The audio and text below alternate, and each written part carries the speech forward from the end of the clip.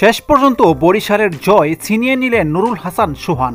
রংপুরের শেষ ওভারে দরকার ছিল ২৬। বলার কায়েল মেয়ার্স, নুরুল হাসান সোহান শেষ ওভারে ৩০ নিয়ে বনে গেলেন হিরো, আর বরিশালের কায়েল মায়ার্স বনে গেলেন ভিলেন। একটা ম্যাচে কত ধরনের অদ্ভুত ঘটনা থাকতে পারে। ১৯তম ওভারে শেখ মেহেদীর ব্যাটে লাগা বল ক্যাচ ধরতে না দেওয়া নুরুল হাসান সোহানের টিভি রিপ্লে দেখে শেখ মেহেদীকে আউট দেওয়া। ১৮তম ওভারে শাহিন শাহ আফ্রিদির ১ ওভারে ৩ রান দিয়ে ম্যাচের গতিপথ পরিবর্তন করে ফেলা।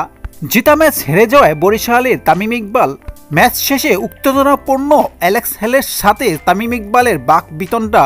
দুই পক্ষের প্লেয়াররা দুইজনকে কন্ট্রোল করা। নুরুল হাসান সোহানের এরকম ব্যাটিং হয়তো কেউ কল্পনাও করতে পারেনি। বিপিএল এর ইতিহাসে এই ম্যাচটি হয়ে থাকবে খুবই স্মরণীয়। ফরচুন বরিশাল প্রথমে ব্যাট করে নির্ধারিত ২০ ওভার শেষে ১৯৭ রান করে ৫ উইকেটের বিনিময়ে। রংপুর রাইডার্স ১৯৮ রানের লক্ষ্যে খেলতে নেমে অনেকটা ধীরগতিভাবে ব্যাটিং করতে থাকে। তৌফিক খান ২৮ বলে ৩৮, অ্যালেক্স হেলস ৩ বলে ১, সাইফ হাসান ১৯ বলে ২২। রংপুরের রান ১০ ওভারে মাত্র ৬৫। তবে ইফতেখার আহমেদের ৩৬ বলে ৪৮, খুশদিলদার ২৪ বলে ৪৮ ম্যাচের গতিপথ অনেকটা উত্তেজনাপূর্ণ জায়গায় নিয়ে যায়। শেষ ওভারে দরকার ২৬ রান। ব্যাটসম্যান নুরুল হাসান সোহান, বোলার বরিশালের কায়েল মায়ার্স।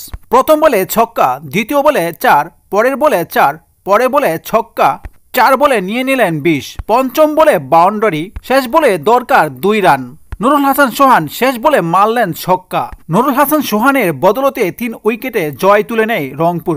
আপনারা এরকম ম্যাচ এর আগে কখনো দেখেছেন কি? অবশ্যই কমেন্টস করে জানিয়ে দিবেন। যারা এখনো চ্যানেলটিকে সাবস্ক্রাইব করেনি প্লিজ সাবস্ক্রাইব করে নেবেন। আল্লাহ হাফেজ।